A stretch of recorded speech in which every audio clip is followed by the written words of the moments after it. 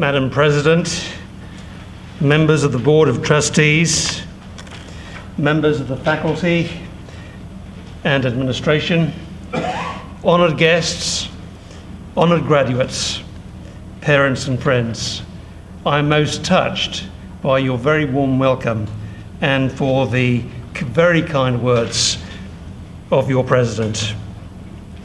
It is a very great honour for me today to have this opportunity of addressing you at this most important ceremony, one which you graduates will remember for the remainder of your lives. You have come to this day after much hard work, much exertion, and I am sure often much exhaustion. Yet you have made it, and you will forever be numbered amongst the honoured graduates of this university.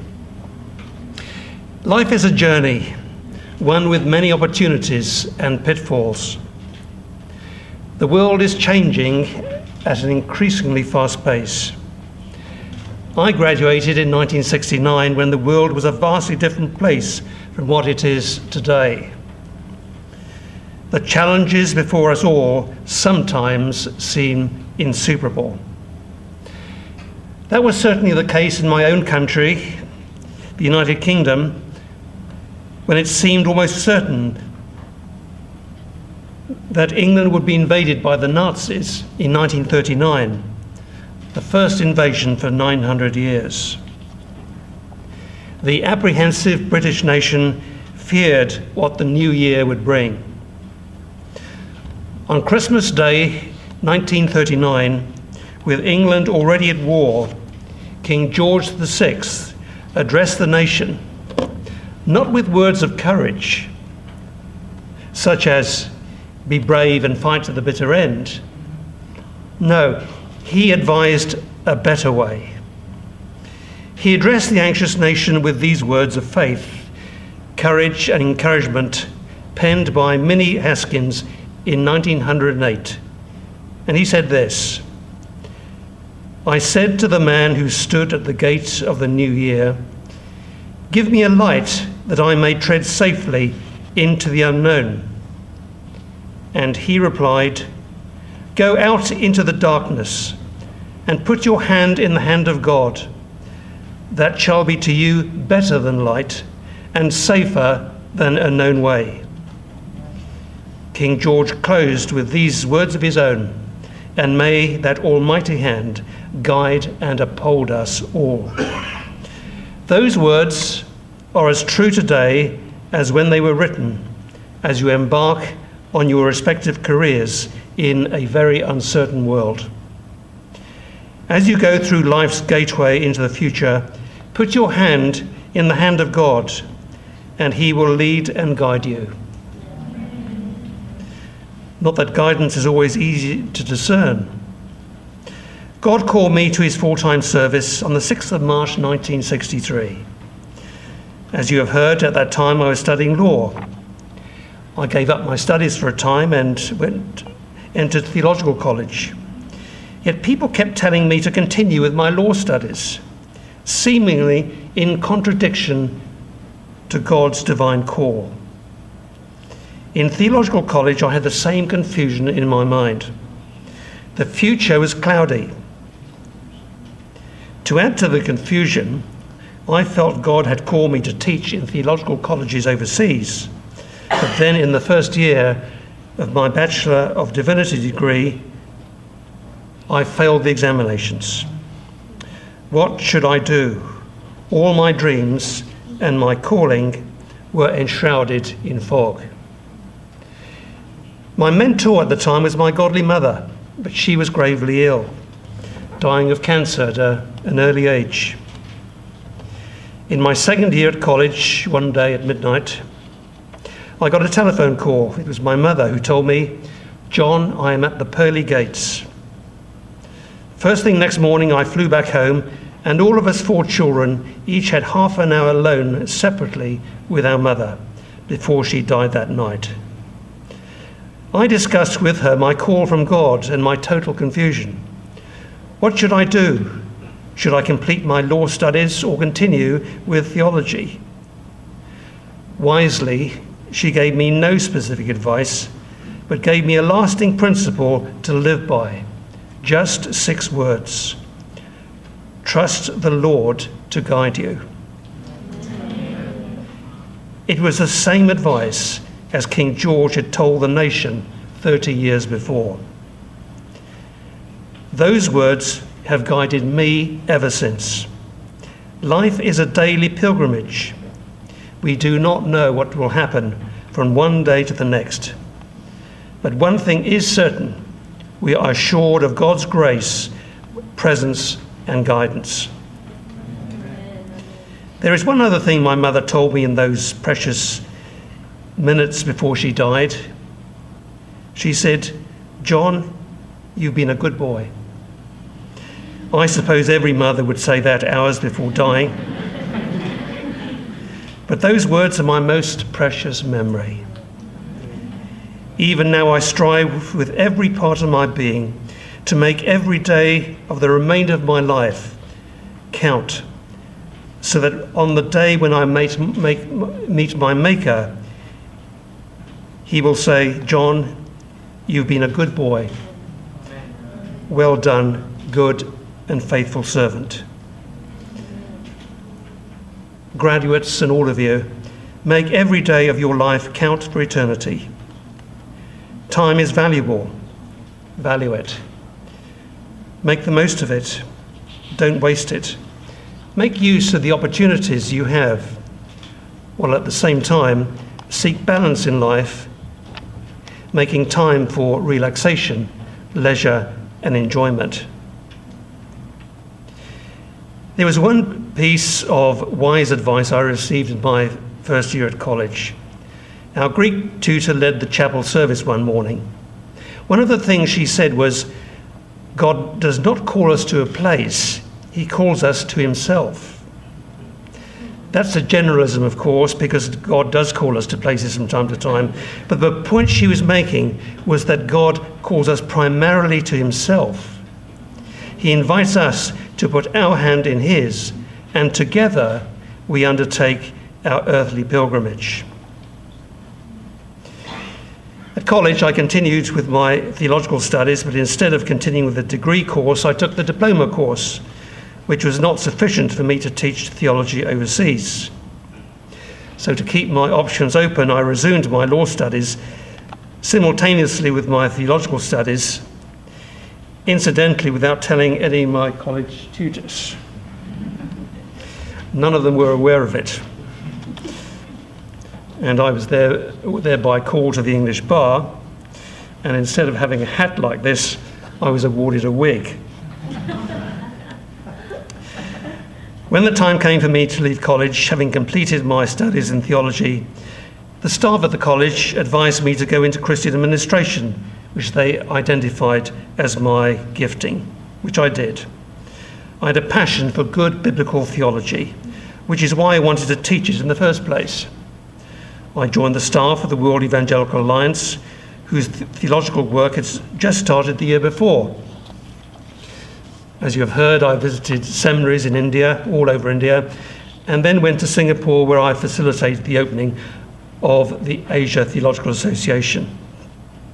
However, my optimism and enthusiasm for the work took a hard knock. After 2 years full-time with the WEA, we had a huge financial crisis. There was no money to keep the work going. I and a colleague of mine, Bruce Nichols, were so committed to the work of theological education that we decided to continue the work that God had given to us, even if the WEA folded. I went back home to my hometown and opened my own law practice with a specific objective to provide income to enable me to continue my Christian work, and have continued in both roles ever since. And I've advised many young Christians embarking on a career since to contemplate doing their Christian work as part of their work in the outside world. So I'd had disappointments at college, I had disappointments in that there was no money to continue my Christian work with the WEA. So for 9 years, I'd felt like the captain of a ship in thick fog, unable to see the way ahead. Then suddenly, the fog lifted. I looked behind me, behind the ship at the path I had travelled, and it was all a straight line.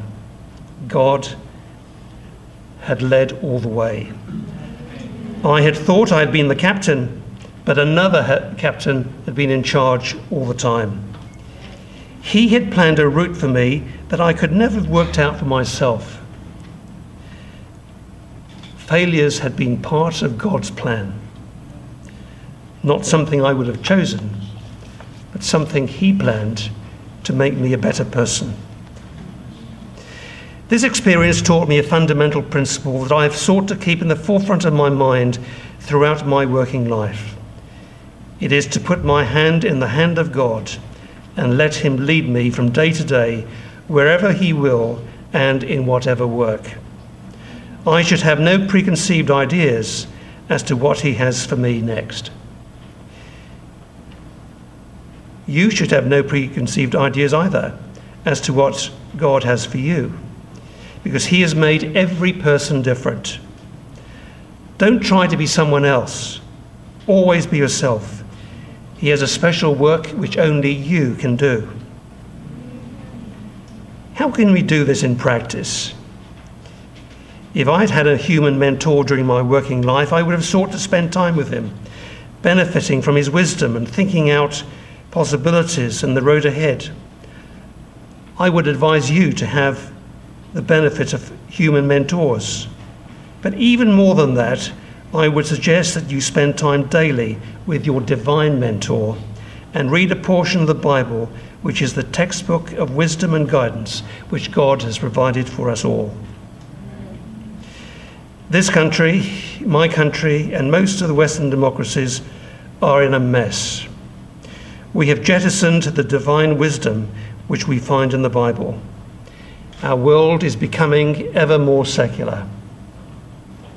Through our daily contacts with our fellow citizens, our reading of newspapers, watching television, looking at the internet, and gazing into our smartphones, gradually the world moulds our minds into its own secular image and mindset. We can only counter that by going back to the wisdom and guidance found in the Bible, which will remold us into God's image and instill into our minds the mind of Christ. Each morning before my daily activities, I seek to spend time reading a passage from Scripture, praying and contemplating the day ahead. In my extremely busy life, this has been a haven of contemplation and an oasis of reality in a mixed-up world. Sadly, my preoccupation with the day ahead has often preoccupied my mind when it should have been concentrating on God. However, he has been faithful, and I look back with tremendous gratitude to him for his forbearance and grace. How do we counter the insidiousness of the world's moulding influence? It's by limiting the time we spend on worthless things and concentrating our minds on better things. The Apostle Paul, in his letter to the Philippians, put it this way: "Finally, brothers and sisters, whatever is true, whatever is honourable, whatever is right, whatever is pure, whatever is lovely, whatever is commendable, if there is anything of excellence, if there is anything worthy of praise, think about these things." Sadly, many Christians today are moulded into the world's image, and their lives suffer as a result. Tragically, many Christian marriages end in divorce. Ensure that in the busyness of your daily lives, you spend time to cherish the relationships which God has given to you, including the marital relationship that God has or may give to you. That is your number one priority in life. together with the nurturing of any children God may entrust to you. After your devotion to God, your responsibilities to your spouse and to your children take precedence over any other responsibility. Nurture these priceless relationships. The choice of the person you choose as your life partner, a person who shares your deepest values, is a far more important decision than what career you pursue. In your work, be a person of integrity. The word integrity comes from the Latin word integer, which means whole. Ensure that what people see of you in public is actually what you are in private. Today there are people such as businessmen, bankers, politicians, and many others who say, "What I do in private is my own business." That is their prerogative, but the results are seen in the corruption we experience in the world today. Like it or not, what you are in private is the same you as what you are in public. You may hide who you are, but it is still the undivided you. Christians with integrity have always been of immense benefit to society. Espouse integrity and seek to make the world a better place one day at a time. Keep your lives free from the love of money and possessions. Put principle over profit. Stay humble. God gives grace to the humble and resists the proud. Continue to expand your mind through reading. Gain knowledge. Nurture wisdom. Set a good example for others to follow. Make people feel that you care about them and are listening to them. Spend more time listening than speaking. When you fail, remember that we are all fallible mortals. When you feel overwhelmed, remember that not a sparrow falls to the ground without God's knowledge. Even in your failures, God is there to protect you and lift you up again. Life is short, and only what we do for eternity will ultimately count. Too many funerals are embroidered with the eulogies which list activities which are just ephemeral and not of any lasting value. When I was in my 20s, I reminded myself of the brevity of life by drawing a picture of a candle which I put up in my study. It had 70 horizontal marks on it, one for each year of a normal lifetime. Each year I coloured one mark black from the top. So like a burning candle, it gradually got shorter and shorter. Finally, on the 31st of October last year, I crossed out the last mark. I had attained the ripe old age of 70 years. And surprisingly, I'm still here after 70 to speak to you. But on that day, I had a great sense that by God's goodness and grace and the health, strength, and intellect He had entrusted to me, I had fought the good fight, I had completed the race, and I'd kept the faith. Since then, every day has been a bonus, including this one, which is an enormously gratifying privilege for me. Be proud of this, your university, which has instilled good principles and ethics into you. I've told you earlier about the setbacks which befell me, yet in hindsight, even setbacks are in God's good plan. At the time when I was feeling so under the weather, in the late 60s, early 70s, almost all academic theological education studies in England were liberal, with scant regard to the Bible. I even had to read books for the University of London entitled Why God is Dead. He's still alive, by the way. I resolved to devote my energies to changing this across the world. When I met my more senior colleague, Bruce, who shared the same vision, we embarked on the difficult task to take on the liberal world. We would, with God's help, raise the standards of evangelical theological education worldwide. In the past 40 years, that has happened with the help of thousands of devoted fellow co-workers. Liberal theology has shriveled. Evangelical schools like this one have prospered. They are some of the most prestigious schools in the world.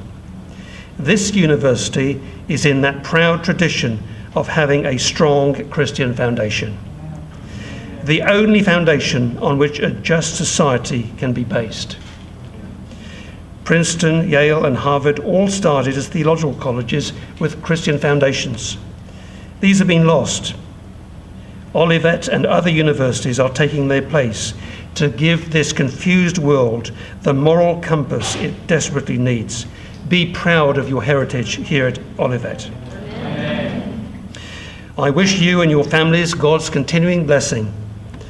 Above all, I pray that in the difficulties and disappointments that you will undoubtedly experience in life, you will constantly have in your hearts the peace of God that surpasses all human understanding. So with that thought of God's peace in mind, I end with the words that God gave to Moses to bless his people. May the Lord bless you and take care of you. May the Lord be kind and gracious to you. May the Lord look on you with favour and give you peace. Thank you very much.